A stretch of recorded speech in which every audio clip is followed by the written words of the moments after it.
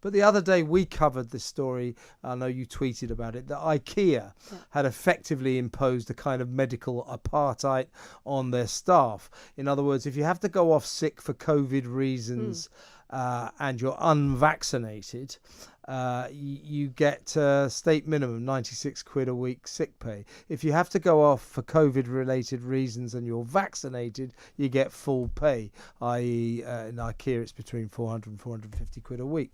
Now, our little exclusive, which we got confirmation of, was the giant Nissan plant in Sunderland, has imposed the same system on its many thousands of workers.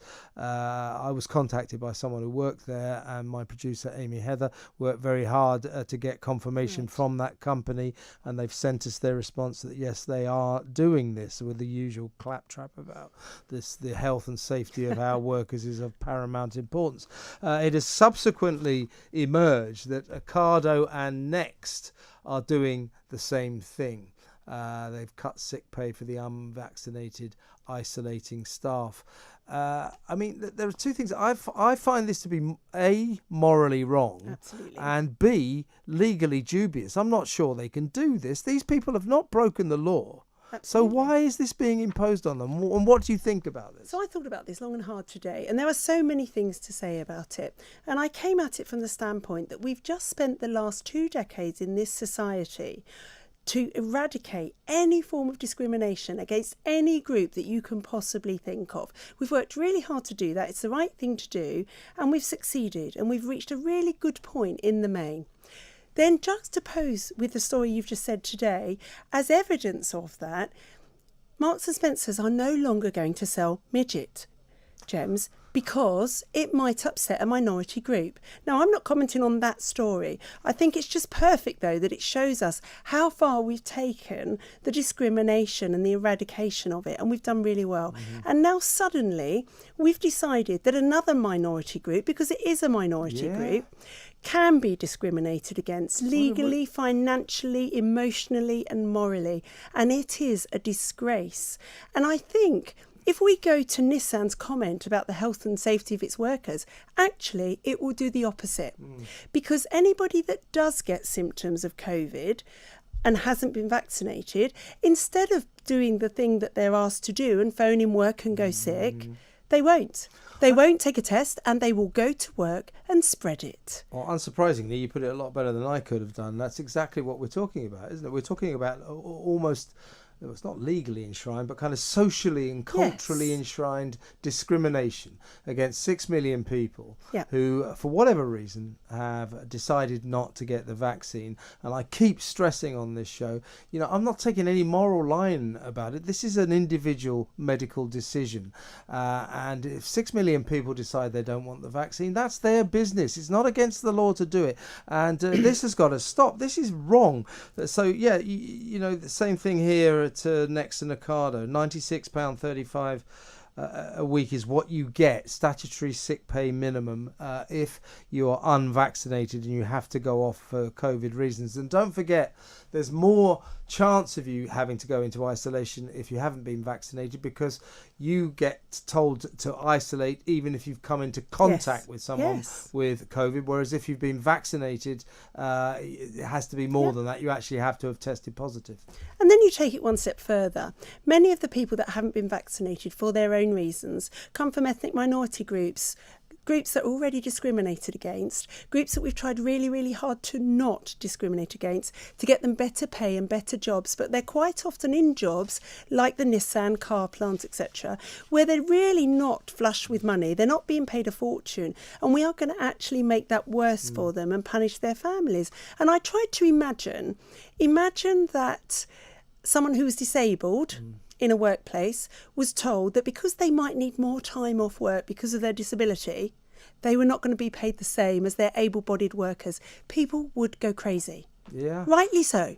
What did you make of, I mean, we're going to continue this conversation about this apartheid, which is what it is. But some time ago, the ludicrous Archbishop of Canterbury, Justin Welby, said, if you don't take the vaccine, you're selfish about everyone else. And the Pope got in on the act a couple of days ago. He said that it was our moral obligation to get vaccinated. No, it's not. A lot of rubbish. It really isn't. Everybody should have the choice about what they put into their body. They have to. And, I say this coming from somebody who's had the vaccines myself. And I, know that for people who are at risk of COVID, it's a no-brainer. And I've said that from the start. But I absolutely 100% defend the right of anyone, including my colleagues in the NHS, to make the decision not to take a medication. And now we have an employer deciding that you should take a medication. And just like the Archbishop of Canterbury and the Pope, these people are not doctors. These people aren't our guardians. We don't live in a police state, or we didn't used to. Nobody should have the right to pressure, coerce, or tell anyone what they do from a medical point of view. Nobody. So there's this kind of weird cultural orthodoxy that is now sort of dominating so many areas of life. So many. I can't work out what's going on. I mean, why are these companies saying, oh, we better do what the government wants us to do? Why is the Pope going, it's a moral obligation? Why is Justin Welby saying it's selfish not to do it? What is this? What's going on? I find it really interesting coming from the church. I mean, I wish Justin Welby wouldn't get involved in political things and medical things. I really do. I wish he'd resign. Yeah, but, the church have been absolutely appalling throughout COVID, if you ask me, because people have died to be able to worship their religion. And I'm not religious at all, but people have died to do that.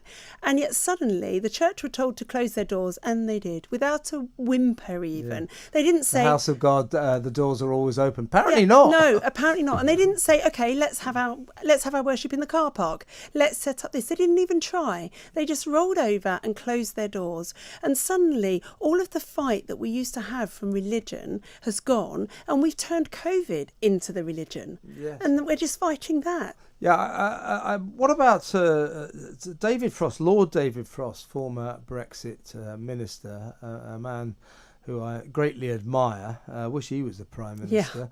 Yeah. He announced yesterday on a podcast that there was, you remember when he sensationally quit just before Christmas, wasn't it, if I remember rightly, saying that he was unhappy with the direction of travel of the government. He didn't like the green policies, high taxes, high public spending, traditional conservatism. And he said something like, I'm also unhappy about the COVID rules. He actually said yesterday, forget about that. Well, he effectively said, forget about that direction of traffic stuff. He said, the reason I quit is the Plan B regulations that were brought in to combat Omicron. Ludicrous overreaction by the government, far too early. Yep. They jumped the gun, knee-jerk imposition of restrictions on our freedom. We're all screaming, you included. It doesn't matter what I say. I'm not medically qualified, but I did say, from what I can see in South Africa, and from what Dr. Angelique Coetzee, who first discovered Omicron, from what I can see, Omicron is a mild virus that is going to be our saviour, and people won't get very sick, they won't go to hospital, and they won't die. The government's having none of that. It brings in vaccine damn passports for England, an outrage, and that's what David Frost said yesterday. He said it was the imposition of the Plan B regulations that made him quit. And he said, in retrospect, it will be seen that lockdowns were a serious policy mistake. By the way, that's why Jonathan Van Tam, for me, is not a hero. He was a big proponent of lockdowns. So, are they going to get rid of these vaccine passports or not? Because we don't need them. They don't work. And I still can't understand why they were imposed upon us. So where do we go from here, Renee? Well, I think it's all part of the coercion and bullying, isn't it? That the more restrictions you put on people's lives, the more chance you have of bullying those 6 million people into having their vaccines. And then the next one and the next one. And I think slowly, people are actually waking up to this and saying, no, thanks, we're not going to do it. Clive Dix, who used to be Dr. Clive Dix, Professor Clive Dix, Sir Clive Dix, used to be head of the government's vaccine passport task force, he said the other day exactly what I've been saying. He said there's no point in vaccinating people against a condition that makes you a bit sniffly for a couple of days. So why are we vaccinating everybody? It's almost like we're on this roller coaster now and they just don't know how to get off. And I think they've got untold pressure behind the scenes from the manufacturers, the Pfizers and the Modernas. And I think that there are vested interests in those companies. They're big pharma are parts of, our life, whether we like it or not. And I think there's big money to be made there. I think the government also, Boris and Sajid Javid, I think they're still in this mode where they feel that the population is yearning for them to be doing something. Yep. So a lot of the stuff they've done throughout the past 2 years has been just to show they're doing something, what you quite rightly call COVID theatre. And that's what David Frost said. He said the imposition of Plan B to fight Omicron before we knew what the hell Omicron was pure COVID theatre. And I think that Boris and Sajid and the cabinet still feel there's a desire among the people of this country for COVID theatre, for the government to be seen to be doing something. I couldn't agree less. I'll tell you what I think the people of this country now want. They want the government to be seen to be doing nothing. Well, I think lots of them do, but I do think that we have terrified so many people, Kevin, that there's still a big proportion of people out there who are absolutely terrified. I'm still walking to the school gates in the open air with young mums who have had 3 vaccines with masks on.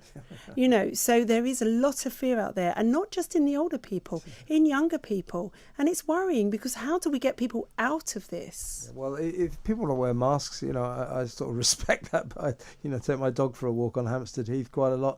You see these people like there's no one for 200 yards, and they've got walking their dogs with a mask on. It's like, why don't you put a mask on the dog as well? Be super safe.